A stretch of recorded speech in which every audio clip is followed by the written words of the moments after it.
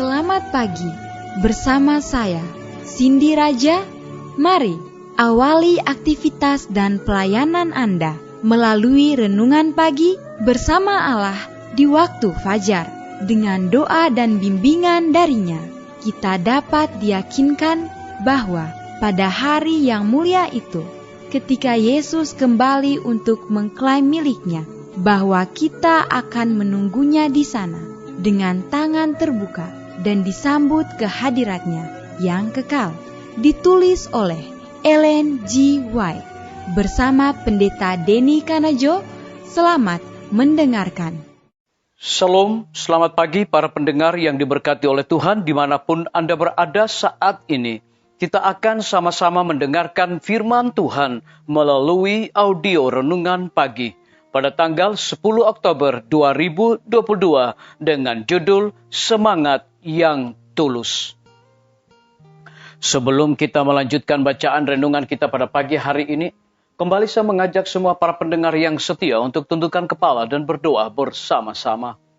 Bapa kami yang bersemayam di dalam takhta kerajaan sorga, terima kasih Tuhan Yesus oleh karena kasih dan rahmat Tuhan begitu besar bagi kehidupan kami, lebih khusus panjang malam di dalam pembaringan kami.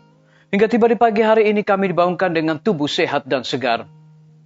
Sebelum kami melakukan segala tugas pelayanan pekerjaan kami sepanjang hari ini, kami rindu Tuhan untuk belajar mendengarkan firman Tuhan.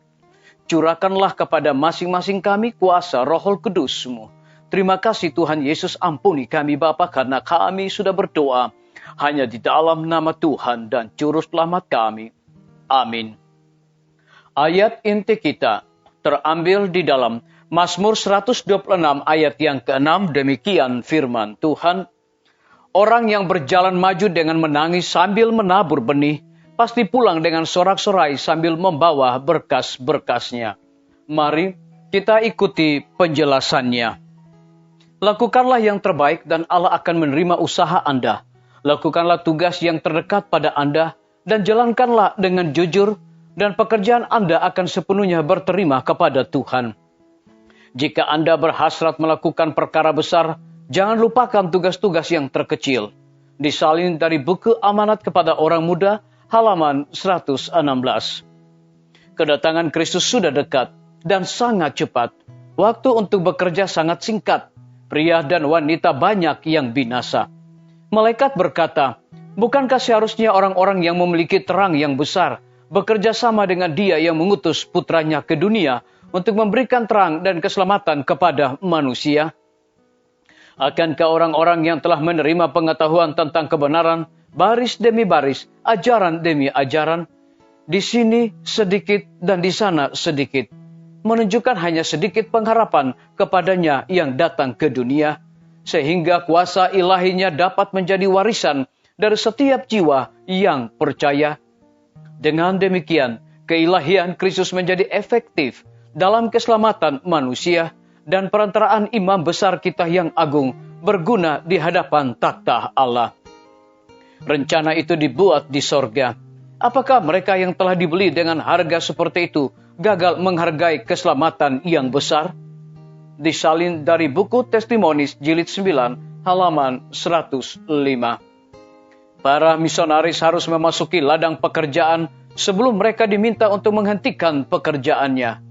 Sekarang ada pintu-pintu yang terbuka di setiap sudut. Mereka tidak bisa menunggu menyelesaikan pelatihan sampai bertahun-tahun. Karena tahun-tahun yang ada di hadapan kita tidak banyak. Dan kita perlu bekerja sementara masih siang. Disalin dari buku Dasar-Dasar Pendidikan halaman 379. Biarlah pembacaan renungan kita saat ini akan menjadi berkat bagi kita semua. Mari kita tunduk kepala dan kita berdoa. Bapa kami yang bersemayam di dalam takhta kerajaan sorga, terima kasih Tuhan Yesus oleh karena kebenaran firman-Mu di pagi hari ini memberikan kekuatan, motivasi, semangat bagi masing-masing kami. Lebih daripada itu memberikan sebuah penekanan khusus. Para misionaris harus memasuki ladang pekerjaan sebelum mereka meminta untuk menghentikan pekerjaannya. Terpujilah nama Tuhan. Pada pagi hari ini hamba berdoa untuk pemerintah kami. Tuhan memberkati Bapak Presiden bersama Wakil Presiden, para menteri dan seluruh stafnya, Bapak Gubernur bersama dengan wakil, Bapak Wali Kota bersama wakil, Bapak Bupati bersama wakil, camat dan seluruh stafnya, kepala desa, lurah, RT, RW, dimanapun mereka berada saat ini. Kiranya Tuhan lindungi pelihara mereka, curahkan hikmat pengetahuan sorga, agar mereka dapat menjalankan roda pemerintahan di tengah-tengah pandemi saat ini, boleh sesuai dengan amanat dan titah Tuhan sendiri. Kami juga berdoa untuk pimpinan-pimpinan organisasi gereja Tuhan, dari tingkat yang tertinggi sampai kepada gembala jemaat dimanapun mereka menggembalakan umat-umat Tuhan. Saat ini Bapa, mereka membutuhkan kuasa Roh Kudus dalam pelayanan mereka. Kami berdoa untuk para tim medis, Tuhan berkati dokter, perawat, bidan, semua para pekerja kesehatan yang sedang melayani di setiap rumah sakit, bahkan puskesmas dan juga pustu. Hikmat pengetahuan sorga dan sukacita Tuhan berikan kepada mereka di dalam setiap pelayanan mereka. Lebih daripada itu kami berdoa Tuhan untuk kelanjutan pembangunan Rumah Sakit Advent Palangkaraya, Rumah Sakit Advent Kupang.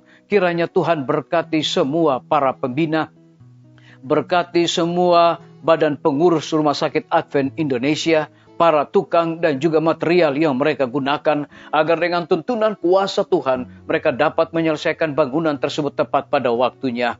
Kami juga berdoa Tuhan untuk hamba-Mu Dr. Raymond yang Tuhan percayakan untuk memimpin Rumah Sakit Advent Palangkaraya. Hikmat pengetahuan sorga, kekuatan kesehatan, Tuhan curahkan selalu kepada hamba-Mu ini. Kami juga berdoa Bapa untuk lembaga-lembaga pendidikan. Tuhan berkati guru-guru, kepala sekolah, setiap siswa, mahasiswa, bahkan para dosen. Hikmat pengetahuan sorga Tuhan berikan kepada mereka, agar mereka bukan sekedar memberikan pengetahuan dunia, tetapi mereka dapat menangkap karakter Yesus Kristus. Kami juga berdoa Tuhan untuk TNI, Polri, PNS, wira swasta, petani, pedagang, nelayan, ojek online, dan saudara-saudara kami yang ada di dalam penjara. Lindungi mereka Tuhan, hiburkan mereka Tuhan, cukupkan kebutuhan mereka, dan juga sukacita akan selalu menjadi milik mereka di dalam melaksanakan tugas dan tanggung jawab mereka setiap saat. Kami juga berdoa untuk para pendengar yang setia, yang berulang tahun saat ini. Dengan bertambahnya usia yang Tuhan percayakan dalam hidup mereka, mereka selalu bersyukur dan juga mengandalkan Tuhan di dalam hidup mereka setiap saat. Yang berada di dalam kebimbangan, ketidakpastian hidup, Tuhan berikan iman yang teguh, dan biarlah mereka terus berharap bersandar hanya kepada Tuhan Yesus. Terima kasih Bapa yang baik, ampuni kami Tuhan, karena kami sudah berdoa hanya di dalam nama Tuhan dan Juru Selamat kami. Amin. Sampai jumpa. Tuhan Yesus memberkati kita semua.